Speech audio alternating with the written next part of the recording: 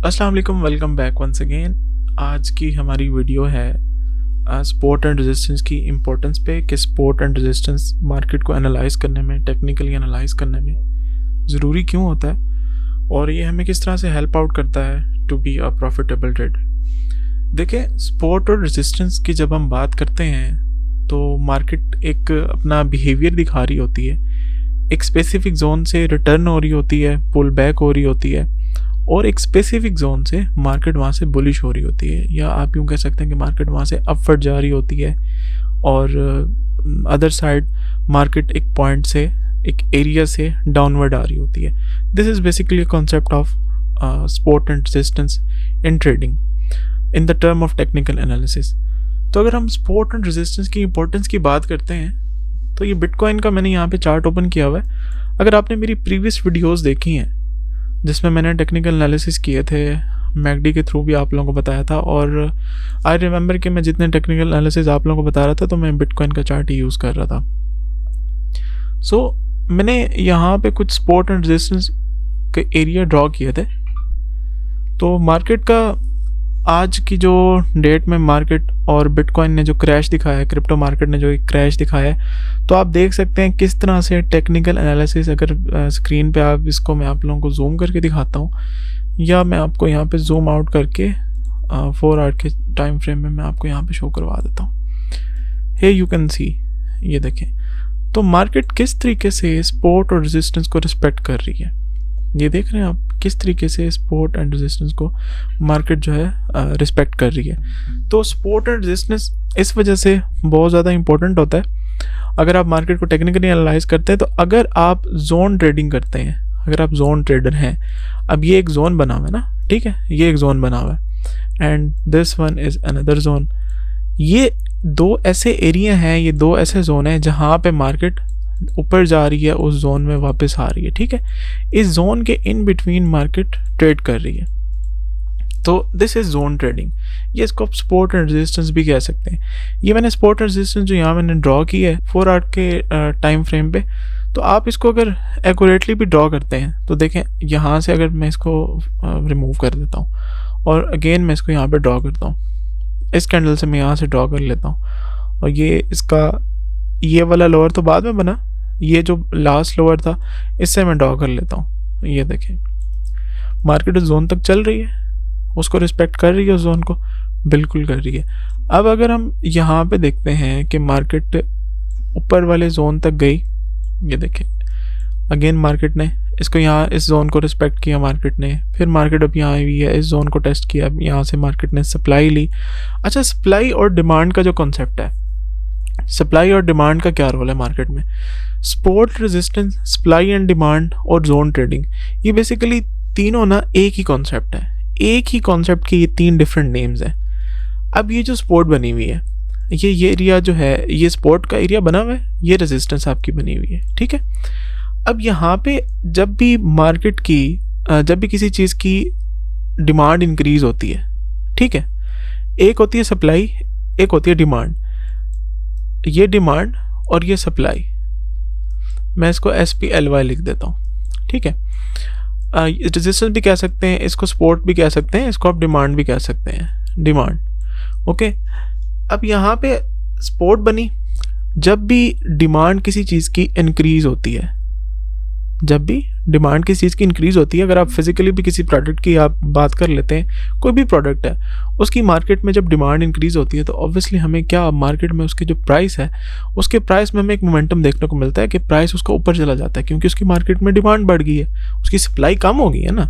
एक चीज़ है, एक मार्केट में कोई भी, मैं आप लोगों को एक सिंपल से एग्जाम्पल ले लेता हूँ, सीजनल फ्रूट से कोई एग्जाम्पल ले लेते हैं। कोई भी सीजनल फ्रूट है, फॉर एग्जाम्पल मैंगो, जब मैंगो मार्केट में जब स्टार्टिंग के डेज में सीजन में आता है, सीजनल फ्रूट, ओके, मार्केट में आने की वजह से उसकी सप्लाई कम होती है बट उसकी डिमांड ज़्यादा होती है, तो क्या होता है, उसका प्राइस हाई होता है, वो आपको कॉस्टली मिल रहा होता है, ठीक है, as compare to other fruits.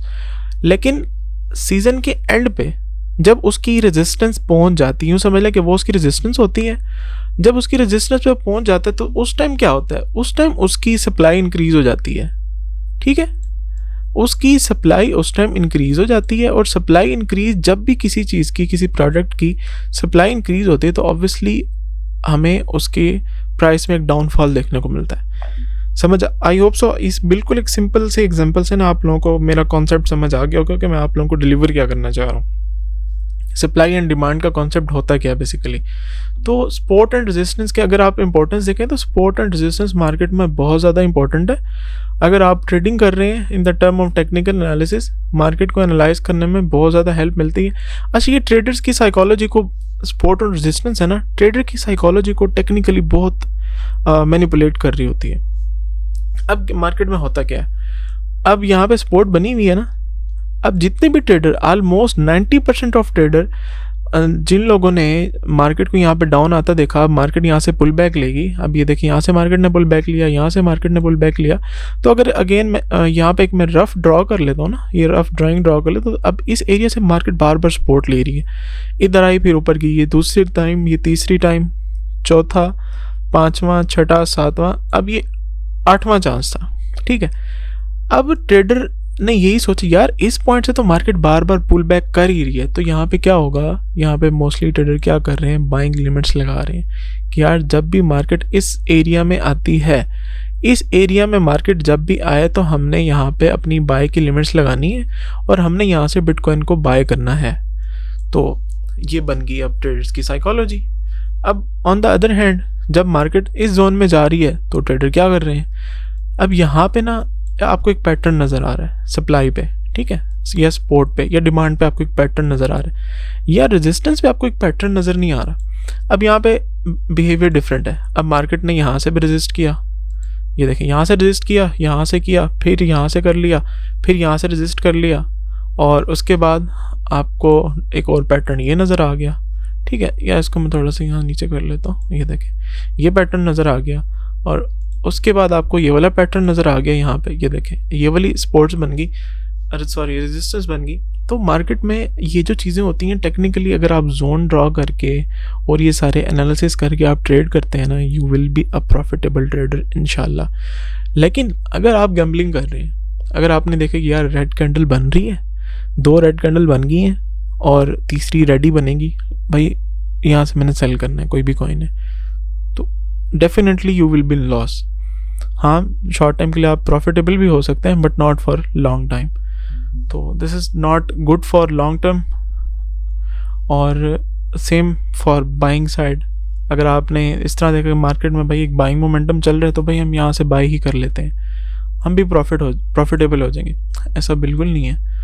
जब तक आप मार्केट को टेक्निकली एनालाइज करना नहीं सीख लेते, सपोर्ट एंड सबसे ज़्यादा जो मार्केट में इम्पोर्टेंट चीज़ है ना वो है सपोर्ट एंड रेजिस्टेंस। जब तक आप सपोर्ट एंड रेजिस्टेंस को नहीं सीख लेते, मार्केट में टेक्निकली एनालाइज करना नहीं सीख लेते, और सपोर्ट एंड रेजिस्टेंस जो है वो मार्केट की बिल्कुल बेसिक नीड है क्रिप्टो की, चाहे वो क्रिप्टो हो, कोई भी फाइनेंशियल मार्केट हो, कोई भी फाइनेंशियल मार्केट हो, उसकी बेसिक नीड है उसकी सपोर्ट एंड रेजिस्टेंस, उसका सप्लाई एंड डिमांड। ठीक है, तो सप्लाई एंड डिमांड को, जो सप्लाई एंड डिमांड का कॉन्सेप्ट है इंशाल्लाह नेक्स्ट वीडियो में आई विल ट्राई कि सप्लाई एंड डिमांड का जो कॉन्सेप्ट है वो नेक्स्ट वीडियो में मैं बिल्कुल ज़ीरो से एक्सप्लेन करूं, ताकि जो एक कन्फ्यूजन है कि सप्लाई एंड डिमांड क्या होता है, support resistance supply and demand बिल्कुल सेम चीज़ है या नहीं है, तो इनमें डिफरेंस क्या है। तो इंशाल्लाह I will try my best कि नेक्स्ट वीडियो में मैं इस टॉपिक को बिल्कुल कवर अप करूं और आप लोगों के जो कॉन्सेप्ट्स हैं मैं उसको क्लियर करने की कोशिश करूं। तो आज के लिए इतना ही, मिलते हैं नेक्स्ट वीडियो में, तब तक के लिए अल्लाह हाफिज़।